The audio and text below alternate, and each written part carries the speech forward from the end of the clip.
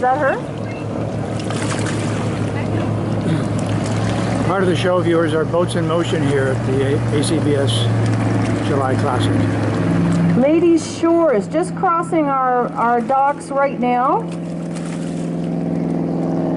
Interesting story about her. She's come from Ottawa. This is her first time in Lake Muskoka, built just this year. Owner built by Keith Kipp. You can see those lines. Are they reminiscent of anyone that you know? Any boats that you've seen? Perhaps a John Hacker design, and yes, that would be true. Inspired by a John Hacker design. It says G43 on the side. It's just now to the port side of B Dock.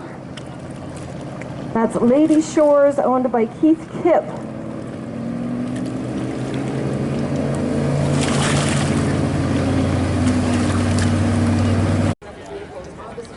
As always, viewers, the show features some most interesting land displays. We're looking at a restored mahogany ply hull boat here, cold molded pace ship, 15-footer, built by Industrial Shipping in 1959. It says this was one of the first companies in the world to build pleasure boats using a process that involved molding plywood, resulting in a very strong and lightweight hulls.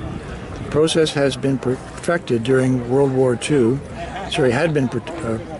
Perfected during World War II, building the British mosquito bombers. It says although approximately 15,000 hulls were built a year at the Mahone Bay plant, most of them were shipped unfinished to companies like Evinrude, Johnson, and Mercury for finishing and outfitting.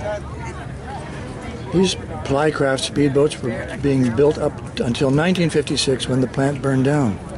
When it was reconstructed and under new name of the Industrial Shipping Company, they continued to build these boats under the Pace Ship brand, with the bulk of the work in the new plant turned to building small fiberglass sailboats and runabouts.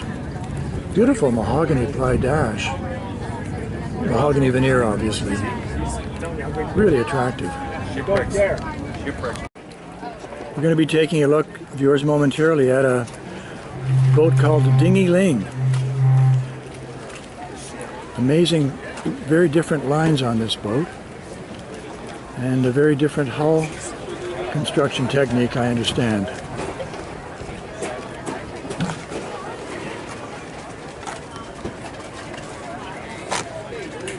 The script tells us that it's 3/8 mahogany ply with 10-ounce carbon cloth with a graphite epoxy finish. It looks as solid as a rock. It's going to be quite the boat when it's completed. Here's a pretty amazing, rare combination, viewers. The Chevy Belair with a redfish fiberglass boat, and let's check out the outboard. Great looking combo, a Gale engine. No identification plate on it, but my guess would be, what, mid to late 50s? Mid 50s, I guess. If the boat's the same vintage as the Belair. Workshop. Is that what it is? Here's one last view of the dippies, viewers, for those of you that are real dippy lovers. A display of 3 or 4 dippies on land. The oldest one in our rear view there is believed to be the last dippy built in Port Carling, 1926, I believe.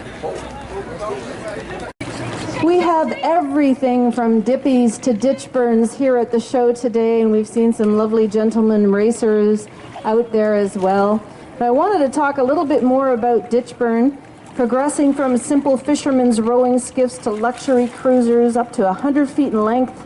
You know, Ditchburn products, they became popular in markets in many, many places, in New York, Montreal, Western Canada, far from their home waters.